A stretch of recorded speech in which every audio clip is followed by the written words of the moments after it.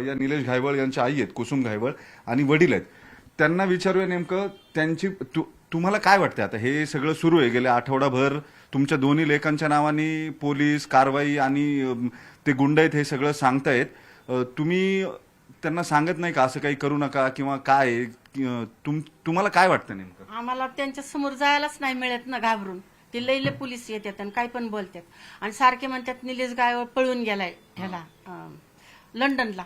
आणि निलेश गायवळ पळून गेला नाही, मी त्याला वाट लावलंय स्वतः लंडनला जाताना. त्याची बायको आणि एक मुलगा, मी स्वतः गाडीत बसूस तर तिथंच उभा राहिलेले.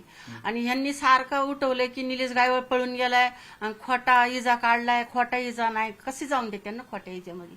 सारखी ही पोलीस खोटं बोलते ते, म्हणजे पोलीस खोटं बोलते ते. आणि सारखा घराला येऊन येडा घालतात. मग माझं ऑपरेशन झालंय छातीचं, म्हणजे कॅन्सरचं, आणि ह्यांचं डोळ्याचं झालंय, ह्यांना दिसत नाही शुगरमुळं.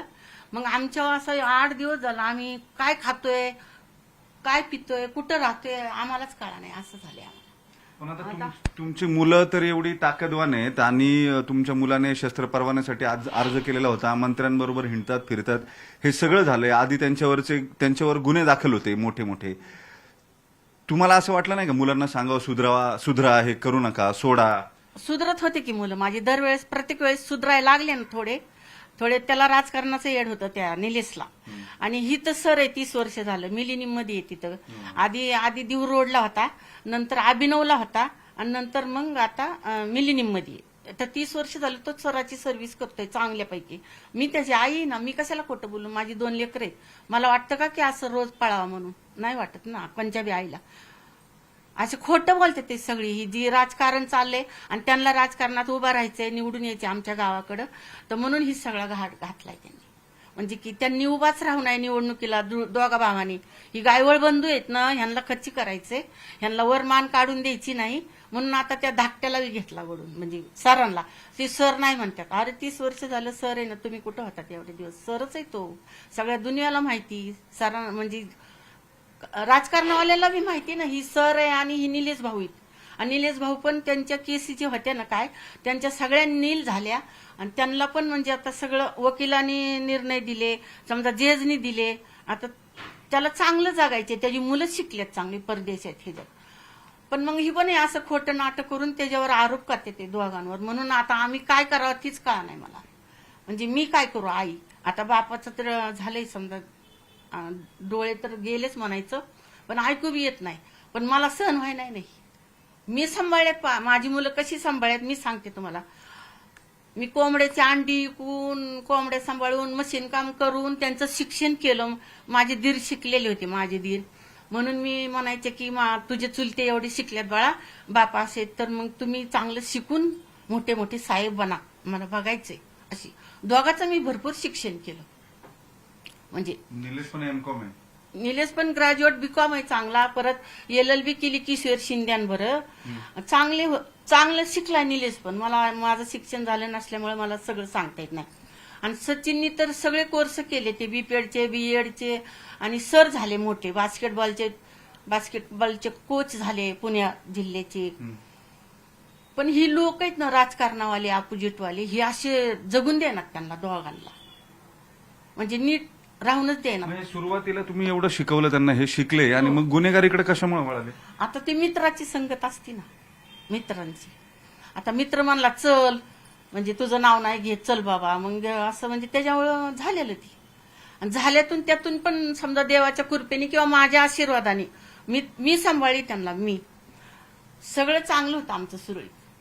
आता बी त्याला काय, आता त्याची मुलं शिकल्यात चांगली. आता त्याला ना राजकारणात शिरायचं होतं.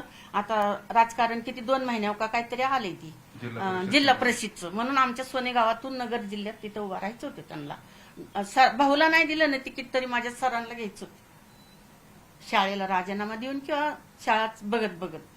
पण ही पण तवर ह्यांनी असं करून ठेवले. पळून गेला निलेश गायवळ, गुंड पळून गेला. अरे त्याच्या गुंड काय, त्याच्या कपाळावर लिहिले का?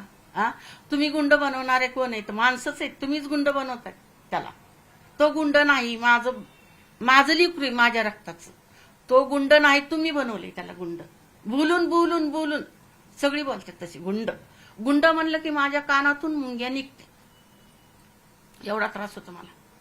तो गुंड नाही, तो चांगला एक नागरिक आहे, तो सुशिक्षित आहे. आणि त्याचे म्हणजे की त्याचे विचार ही सगळे चांगले. की त्याला म्हणलं ना तुम्हाला 4वी-5वी पासून कोथरूडला राहतात ना आम्ही, तेव्हापासून त्याची इच्छा होती की असं नाही का राजकारणात शिरायचं, चांगलं राहायचं. पण कुठलं त्याला राजकारणात शिरूनच नाही दिलं.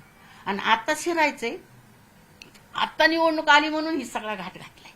आणि जेव्हा निलेश भाऊ लंडनला गेले तेव्हा माझ्या हाताने मी त्याला वाट लावली. हाताने म्हणजे मी उभा राहिलेले जातानी. आणि ती इजा बिजा काढलेली सगळे पुरावे बिरावे सगळे घेऊन गेलाय. आणि ही म्हणतात पळून गेलाय.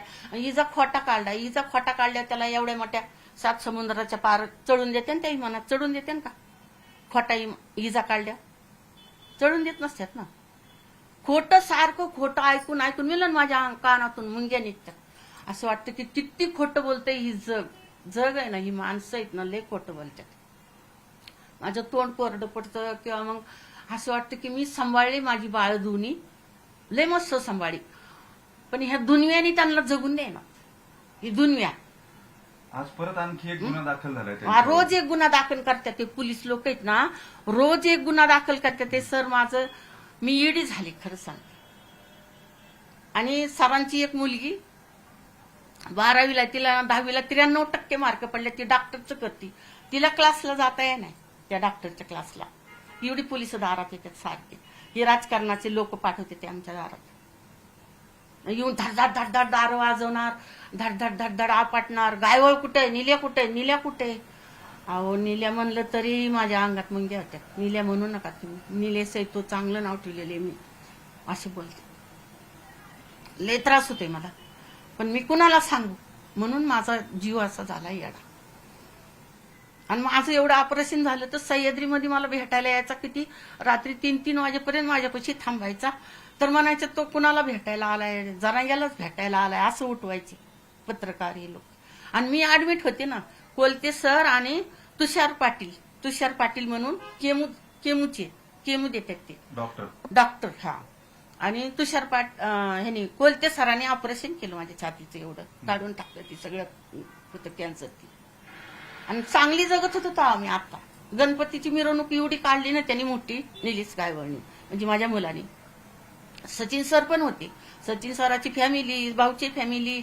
आम्ही चांगलं मिरवतो त्या मिरवणुकीत. म्हणजे की जिथं बसवतात ना गणपती, तिथून मिरवणूक काढली. चंदामाकडच्या तिथे एक बाग आहे कोथरूडमध्ये, त्या बागेपर्यंत मिरवणूक काढली. तवर भाऊ फिरला, तवर कुणी अडवलं नाही, काय नाही. आणि आता तो लंडनला गेला तर म्हणतात पळून गेलाय. सारखं म्हणायचं पळून गेला म्हणल्यावर आता मी राग येतोय मला, पण मी कुणाला म्हणू. पळून नाही गेलेला तो रीतशीर ही काढलं, इजा काढला त्याने रीतशीर तिघांचा. हा पासपोर्ट खोटा नाही, काय नाही किंवा चूक नाही. पण ह्यांनी उठवलंय चुकीचा काढला आणि पळून गेला, लंडनमध्ये फरार झाला.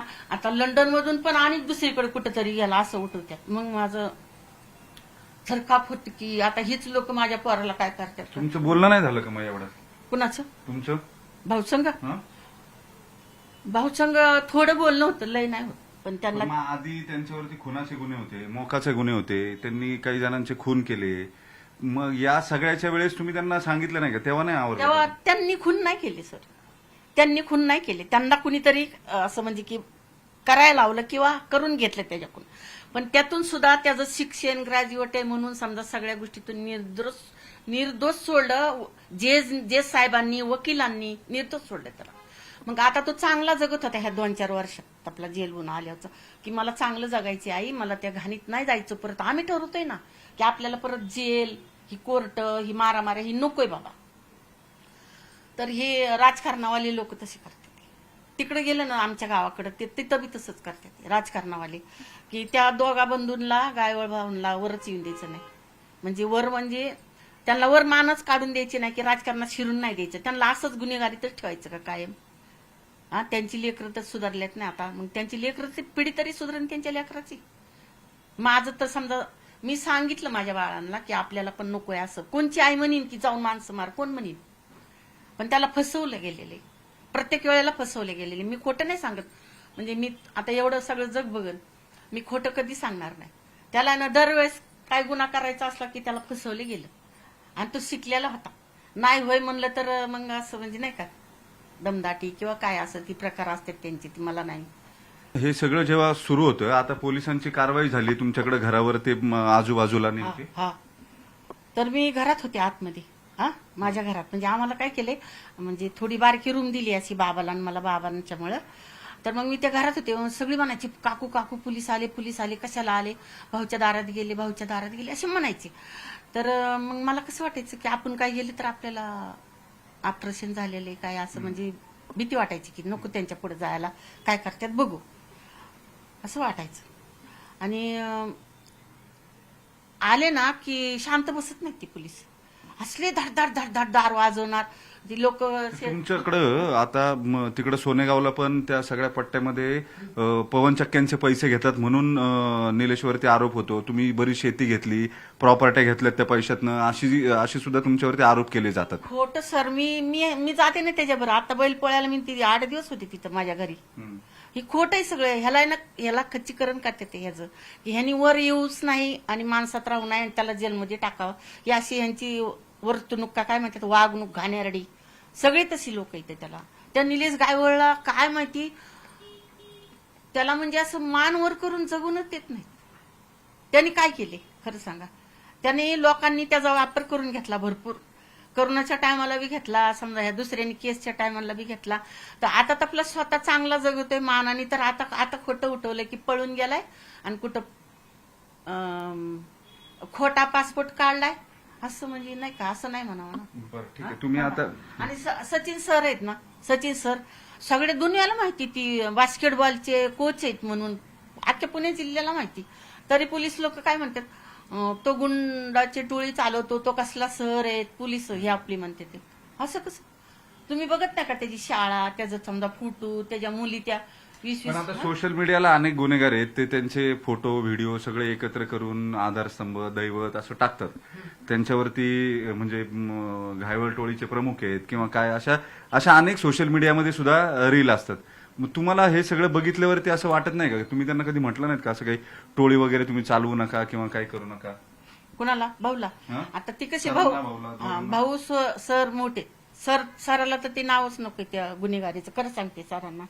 आता भाऊनी तर ती भोगलंय ना, म्हणून समजा भाऊच्या डोक्यात समजा असतं थोडंसं असं.